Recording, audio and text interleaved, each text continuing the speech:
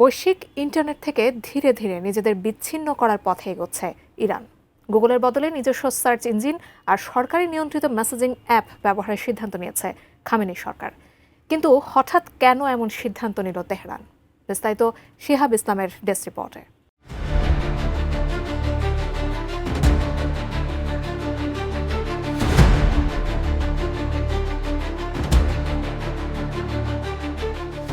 বিশ্বব্যাপী ইন্টারনেটের পরিবর্তে নিজস্ব নিয়ন্ত্রিত নেটওয়ার্ক ব্যবহারের পথে এগোচ্ছে ইরান। দেশটির ডিজিটাল কর্মীদের দাবি, ইরান সরকার ধীরে ধীরে আন্তর্জাতিক ইন্টারনেট থেকে স্থায়ীভাবে বিচ্ছিন্ন হওয়ার পরিকল্পনা বাস্তবায়ন করছে।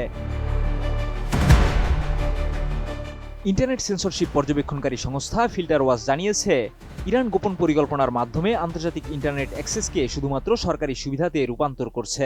এর আওতায় শুধুমাত্র নিরাপত্তা যাচাইয়ে উত্তীর্ণ বা সরকারি অনুমোদনপ্রাপ্ত ব্যক্তিরাই সীমিত আকারে বৈশ্বিক ইন্টারনেট ব্যবহার করতে পারবেন। আর সাধারণ নাগরিকদের জন্য থাকবে কেবল জাতীয় ইন্টারনেট, যা সম্পূর্ণভাবে দেশের ভেতরে সীমাবদ্ধ।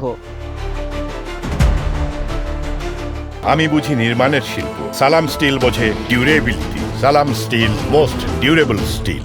ফিল্টার ওয়াচের প্রধান আমির রশিদি জানান, এই জাতীয় ইন্টারনেটে ইরানিদের জন্য আলাদা search engine, messaging app, navigation system এবং এমনকি নেটফ্লিক্সের মতো ভিডিও স্ট্রিমিং সেবাও তৈরি করা হয়েছে। তবে এসব সেবার কোনো কার্যকর সংযোগ নেই বৈশ্বিক ইন্টারনেটের সঙ্গে। সরকারি ইঙ্গিত অনুযায়ী এটি কোনো সাময়িক ব্যবস্থা নয়। এছাড়া আন্তর্জাতিক গণমাধ্যম ও মুখপাত্ররা সতর্ক করে বলেছেন, 2026 সালের পর ইরানি নাগরিকদের জন্য আর অবাধ ইন্টারনেট প্রবেশাধিকার ফিরবে না।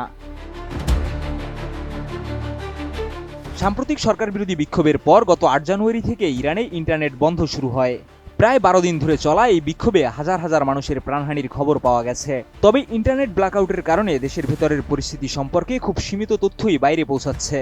বিশ্লেষকদের মতে, এটি ইতিহাসের অন্যতম দীর্ঘ কঠোর ইন্টারনেট বন্ধ, যা 2011 সালের মিশরের তাহরির স্কয়ার আন্দোলনের সময়কার ব্ল্যাকআউটকেও ছাড়িয়ে গেছে। একজন সরকারি মুখপাত্র জানিয়েছেন, অন্তত পারস্য নববর্ষ নওরোজ অর্থাৎ 20 মার্চ পর্যন্ত আন্তর্জাতিক ইন্টারনেট বন্ধ থাকবে। বিশেষজ্ঞরা বলছেন, এই নিয়ন্ত্রণ সম্ভব হয়েছে উন্নত সেন্সরশিপ প্রযুক্তির মাধ্যমে, যার একটি বড় অংশ এসেছে চীন থেকে। এসব প্রযুক্তি ব্যবহার করে সরকার পুরো দেশের ইন্টারনেট ট্রাফিক পর্যবেক্ষণ, নির্দিষ্ট ওয়েবসাইট ও ভিপিএন ব্লক এবং ব্যবহারকারীদের উপর নজরদারি চালাতে পারছে।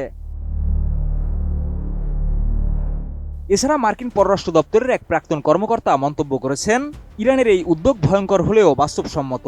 তবে এর অর্থনৈতিক ও সাংস্কৃতিক প্রভাব হবে বিপুল, যার দায় শেষ পর্যন্ত সরকারকেই বহন করতে হবে। বিশ্লেষকদের মতে, 2009 সাল থেকে শুরু হওয়া ইরানের জাতীয় ইন্টারনেট প্রকল্প এখন পূর্ণতা পাচ্ছে। কিন্তু একবিংশ শতাব্দীতে একটি দেশ বিশ্ব ডিজিটাল ব্যবস্থার বাইরে কতদিন টিকে থাকতে পারবে? শিহাব ইসলাম, ATN নিউজ।